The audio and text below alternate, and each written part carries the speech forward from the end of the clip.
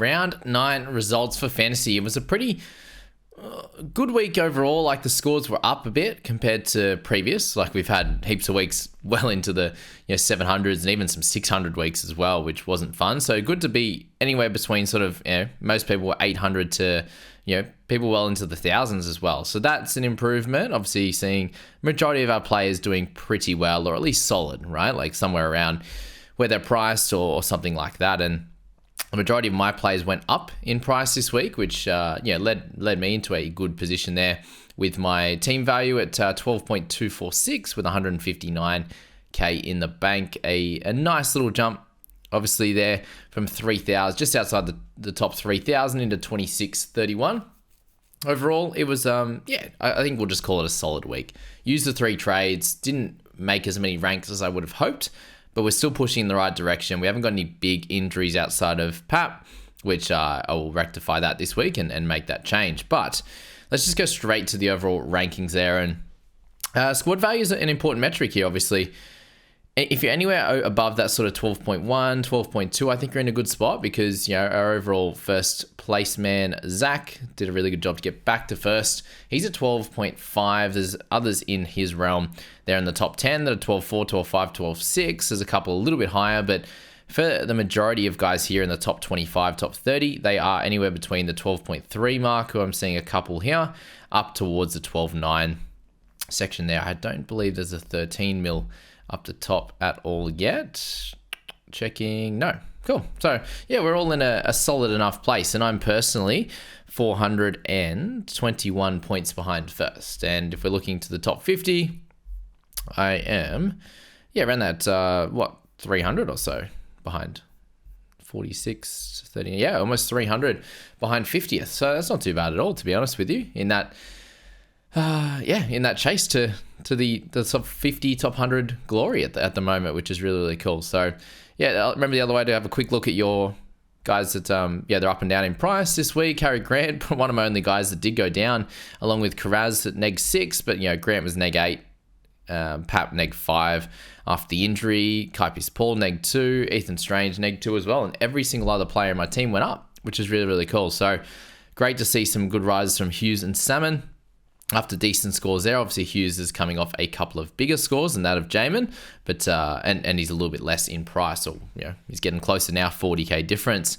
But I think Strange at 444, as I said, he's a clear and easy hold, where there's a few guys that are on the cheaper end that we're looking to potentially grab over the next few weeks. But just something I was noticing that, obviously with the team value growing, is that I only have one player now that's actually really, really cheap at 302k, and that's Armstrong, who I brought in last week as a cheapie. So next on the list for cheap guys is actually Brendan P. Kura, at 376, and then Sam Hughes and Salmon in the 400s there at 404 and 444. So when you're looking at your squad there, for the majority of players in your team, you could make, if you have a little bit of cash in the bank, 50 to 100k, you can bring in most people anywhere around that 500k mark. For the most part, as I said, with like 17 or 18 of your squad, which is really, really cool. And some of these guys, you can, if they eventually become sells, you could go down. Like if Piakura is someone that's going to hit 20s and 30s over the next few weeks, which I don't think he will. They have a slightly easier run coming up with Parramatta in the next frame and the next matchup for them. If he was to sort of be done, like even he went up 5k last week, if he was to be done around the 400k mark and a cheapie comes up in the next few weeks, then you can drop it down to that 250 guy for 150k banked profit, which is really, really cool. And when I say profit, I mean 150 you could use for another trade. Definitely hasn't been 150 profits for Brendan P. Kura after holding him for all this time with his injuries. So yeah, I just thought that was really cool to note as well. And a lot of your teams will probably be like that. You might have a couple of cheapies in your side around that 3 to 350, and then a mixture of players there between the 4s and 500s before getting into 6, 7, 800k guys that, I'm sitting there with a few of them in my side right now. Even Trey Fuller's up 110,000 over the last 2 weeks. 110? Yeah, which has been great since I grabbed him, and a few people grabbed him even lower at sort of 420 or whatever it was in that first one. But yeah, just something I wanted to note there. But that round 9 score of 920, decent rank there for the week there at 7,234. So it was anything over 900, as I said, seemed to be a little bit of a bump for especially if you're like outside the top 5,000, anything over 900 would have given you a good rise there for sure. Let's talk about players that I may be a little bit concerned about, and it's Carraz's knee. He's going to go get a little quick scan on that one just to see if there's any extra problems, because it's the knee that he's had a few issues with in the last few years, especially. So they're just going to get a quick check on that. But NRL Physio seems to think that it's a minor in nature in terms of our worries for him. Fuller, I'm a little bit worried about over the next week or two. We'll hopefully see him named this week, and I still think he can score very well against Manly and their defense. But hopefully it's a little bit of a drier game and a little bit more of a free flowing, not put up crazy bombs for Fuller game. But there's a high chance that obviously DCE being that guy that can pop up some good bombs as well. Not the same as what Clifford can do. There's not many that can hit those type of bombs, but a slight worry on him. Obviously, a little bit of a big worry on Pat. He'll be sold. And then Armstrong. So my wing fullback this week wasn't terrific at all.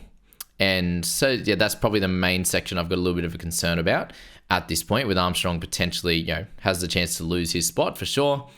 And then moving along to the bench, we've obviously got Brayley, who had lower minutes last week. And then I held Lussick over May just so I could loop and have that extra cash available this week here with the 159. And he's someone that I think likely I'm going to hold this week, but is of concern as well. And I have 3 hookers. I'm going to be deleting at least one of them, whether it be Lussick or Brayley. Hopefully Lussick can start scoring well. And we can get we can go well for the next few weeks with him and make our decisions from there. But so that's a slight worry. Kaipi's Paul's good. Bateman just brought him in. Happy with that. Strange is going to be very important for round 13 in my opinion. Pikura, a little bit of a worry, obviously, there. I think that they've got a really nice 3-game stretch, so I think he can get some attacking stats on that and maybe a little bit better on the tackling and mistackling side as he works himself into, I think it works himself into a little bit of rhythm, which he hasn't been able to have that for the entirety of the year so far.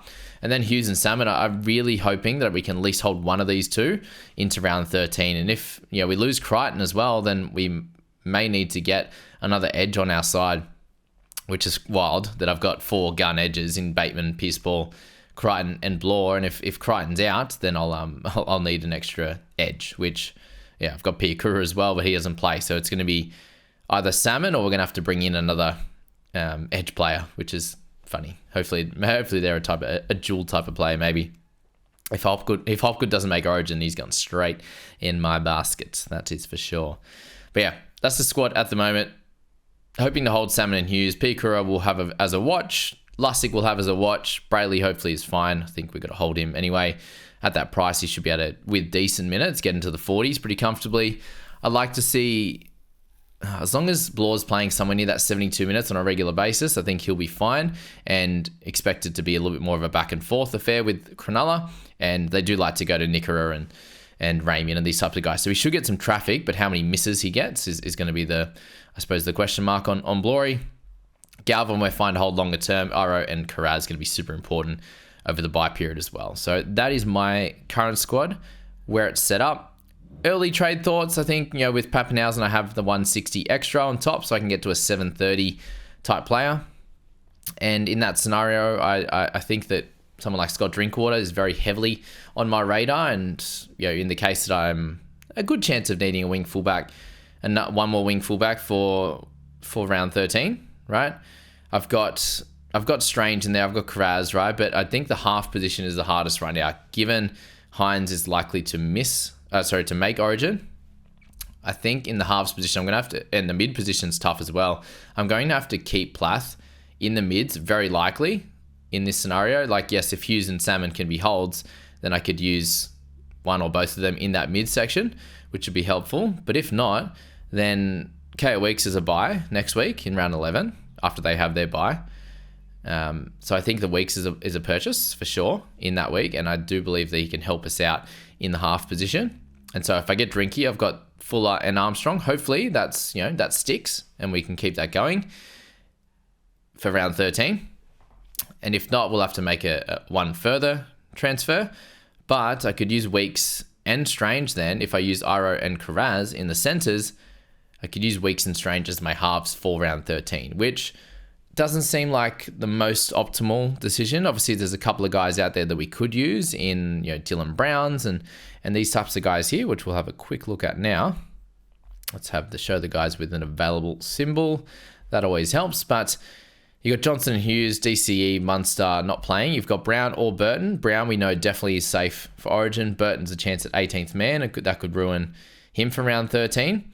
Brimson doesn't play round 13. Walker does, but I think I'm going to leave him out and either go with the situation I was talking about, but that does leave me a little bit more vulnerable for round 14, sorry.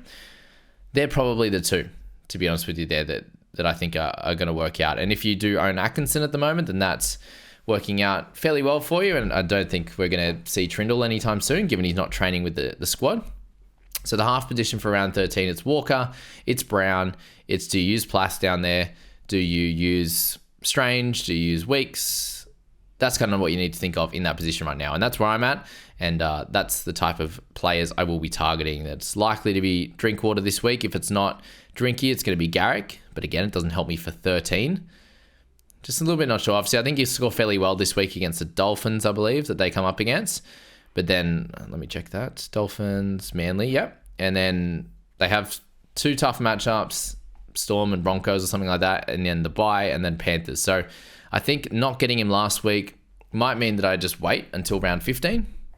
That's my general thoughts right now. And Drinkwater has a really lovely little stretch of games there, that's for sure. So let's just quickly look at Drinky right now and just show you what that is before we're going to get deep into it tomorrow, guys, when we're discussing the next 3 games impact, obviously there. But let's do it quickly. Now, Titans into Bunnies, that matchup is going to be incredible for Drinkwater. Into Tigers before Roosters when they're missing a bunch of players, obviously. And then the Warriors in round 14 into Raiders in round 15. So it's an absolutely hectic schedule. And then we can make a decision on him in round 16, whether we have enough, we have the ability to potentially move him on with buy in round 16, 19, 25. That could be the week. If we haven't used our allotment of trades, that's for sure, by that period, we could make that luxury move. But this run over the next period there, Roosters is probably the hardest one, to be honest with you, and that is a decimated Roosters side. It's going to be a decimated Cowboy side, but we know that Drinkwater is going to be needing to do everything in that game, and especially going at Allianz Stadium as well. He's been fairly consistent this year, which is great as well. And that 41, 44, and 36 has just dropped his price down a little bit after being really dominant against the Dragons, the Broncos, and the Titans with 2 mid to high 50s and 81. I think Drinkwater's a really fun one. But we'll get into all that obviously on Wednesday with the buy, hold, risk it sells. I just thought that would be a really fun one to have a look at. And how cute's that dog there on the screen? So there you go. Let's just quickly get into the leagues now before we look into the head-to-head squad. My matchup with Scoop, I got over him just by 34 points, so a much better week for him, which is very lovely. In terms of the rest of the crew, and yes, someone asked me, is Scoop my brother? No, he's not. I just popped him in there so I can have a 4-person head-to-head comp. There's only 3 in my crew that play. But my brother there got 914, which is a good score, and then my partner got 823, so still deciding not to go with Hines at the moment and didn't want to blow up the squad for him.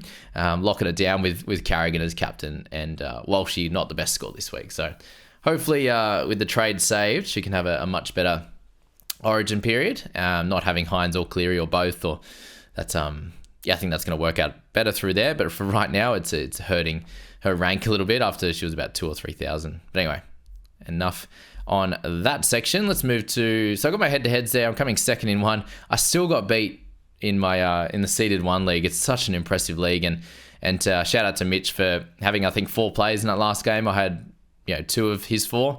He had Nicker, I think, and McInnes maybe as well, or whatever it was there, and came over the top there at 947. He's 100th overall, so congrats to him. We'll just quickly show that off here. Mitch there at 100th overall. Ash into 105th, which is really cool. 1 point difference between those two. And we do have a prize for the private group. It's the highest, whoever's coming first in the group by round 13 wins a prize there. So yeah, it's heating up top there. There's 90 points, 93 points separating first and 6. That's not much at all with sort of 4 rounds to go at the start. 3 or 4 rounds to go. I'm not sure if it's start around 13 or end, but yeah, really, really good efforts from Mitch, beating me in that one, and and everything else there. All right, move to the podcasters, and shout out to Austin, who did pick up Connor Watson with his 91. That was massive. Offset a little bit by Hughes' injury, and Adam Fanua-Blake was great as well. So he's at 1,013. Daniel Long, casual athlete, at 864 overall. And then myself there, and Lucy, clear of the rest, really. So it's top 4 versus the rest right now. Lucy's at 3198 overall, and then we've got sort of 150 points separating 5th, with Adrian there at 9,500, and then the rest of the guys are just a tick outside the top 10,000. So, yeah, a bit of work to do. I think that they all can make the comeback, but yeah, we've built, us in the top 4 have built a nice lead over the others at the moment. And as we know, Talking League are not in this section; they've got their own. So I do believe that Robbo posted when he did accountability time last week. You should be able to see a picture of all of their contributors to Talking League are in there, and there might be one up today. I'm not sure. I haven't looked at it yet, but I'll have a search for that soon. But Scoop on the slight improve there, 29,000. Hopefully he can keep moving down those overall ranks, and I think he's got a team good enough to be able to do that. Just needs a little bit of luck and get things on the right track. And obviously didn't have any with Brayley and Armstrong this week, with Waddell with his 20. So we'll discuss that with him over on Wednesday night, which will be fun there as well. So yeah, bit of work to do from some of these guys, but there's some improvements being made. Eddie, Chris, 18 and 15,000, getting a little bit better. Mark at 19 as well, so an improvement from him with 915, just under my 920. So there you go. That is my team. Let's go to the head-to-head squad, which again, still struggling, making some inroads slowly. So it was an okay score in the head-to-head squad, 845. It was the captaincy and obviously not having Hines in this team, and in the Cleary debacle, basically. So holding on for another week. Cleary will be captain next week if he is playing, but he could get terrorized down that left-hand side from the Dogs as well. But Tohu Harris losing some points, going from 51 down to 45, then back up to 47 in a strange little updated game from that Warriors one for sure. But the Cheese, Brandon Smith, that's 17. Not great on that front. Only had the 18 available. So yeah, in that sense, I ended up looping Strange and was happy with that score. So left out Chan. I think I could have looped a bit better. When I was looking at it afterwards, I was like, I could have done that better. Anyway, it could have looped Brandon Smith, I think was my thing there, given I bought... Did I buy Brayley in the end? Oh, no, I didn't buy Brayley. That was good. That helps. There you go. I couldn't because I didn't have a hooker cover. Actually, I didn't stuff up the loop, guys. Abort. We're all good. Make myself feel a bit better. Anyway, Smith, no good. We need to sort him out. He may be out next week. Probably not. But yeah, we'll make some decisions on that. I haven't looked into it too far, apart from these scores. But yeah, I wanted to shout out Ruben Cotter. I didn't get to shout out him out in the other section, but he did really well. Plath as the trade-in, 46 was fine. Garrick there with 66 was an awesome trade-in. Very happy with that. And Armstrong's 26 was fine, right? Hopefully it's better to come. Pikura played him for 23. Again, it was just a mixture of these lower scores. I played Hughes, was solid with 37, but not the best. Tohu was captain, cooked us a little bit. Brandon at 17 wasn't nice. Pikura at 23 wasn't nice. Armstrong at 26 wasn't great. But the rest of the guys did pretty well. Like Garrick was awesome, having Turbo, having Drinkwater. Awesome stuff here, and he has a nice run coming up, as I just spoke about. Blory, bought him in a couple of weeks ago. He's gone 48, 43. Not as good as buying in the week before with a 56 as well. Hopefully, again, he can get some better base stats. This week just gone wasn't too great on that front, but obviously got a couple offloads and went from there. And offloads are kind of saving his game at the moment, which is it's helpful. It's good. We need it, that's for sure. But yeah, I suppose the team right now, it's Pat that needs to do some moving on. We are sitting with 18 trades as well, so something we need to focus on a little bit. But given it's a head-to-head team, I don't have to think much about round 13, 16, 19, like going exactly 13. I'll have 11 or 12 for sure, but I'm not going to focus solely on those rounds, which means I can carry a few extra trades and save a few as well. So if you are in the head-to-head scenario as well, I don't think it's worth mucking up the entirety of your squad just to get that extra couple of players on the park in that week. A big positive this week is hopefully getting Brown and Cleary back. So it's a big win for the squad and should be able to make some ranks this week coming up. Pappenhausen is the sell. who we get from Pappenhausen is the question. There's Brimson, there's those types of guys that are of interest, that's for sure. In terms of wing fullbacks, I do have enough.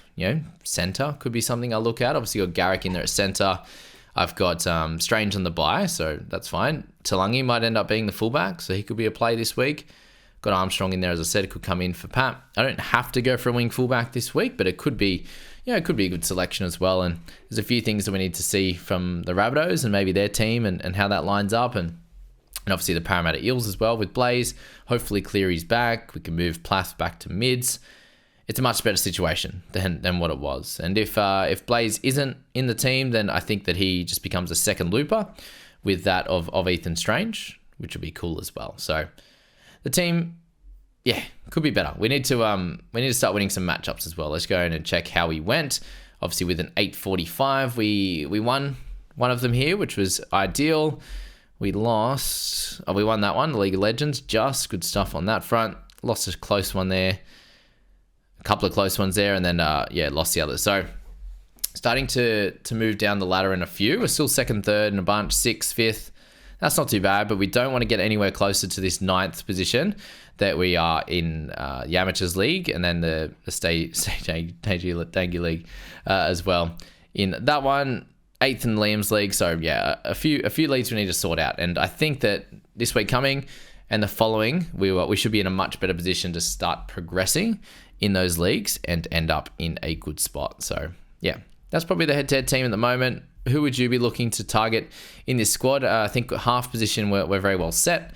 For right now, I think we're going to avoid getting Heinze, especially if he's going to be in Origin. He'll be a sell, given he'll miss a lot of games over that period, if he's to make it, for sure. Do we get another wing fullback? Do we try and improve mids or another position like that? A few questions we need to ask ourselves for sure, but it's either going to be 1 or 2 trades max, I'd imagine.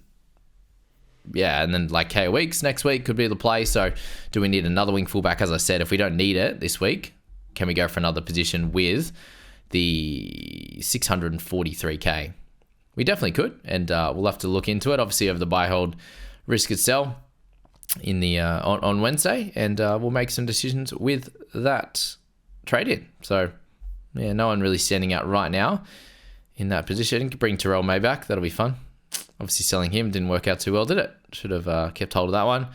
We'll work that out over the next few days. So thank you for being here for the results video for the overall and also the head-to-head team. Hope you guys did really well. Let me know what you scored this week, how many trades you've got left. That would be delightful. So what you scored, and then in brackets 23, 20, 18, 17, whatever that number is in brackets, that'll be really, really cool, just so I can get a bit of a gauge on where people are at. So congrats on a good week if you did. If you had a poor week, bounce back coming up this week, that's for sure. Thanks for being here, watching the video, and we'll see you in the rest of them, you legends.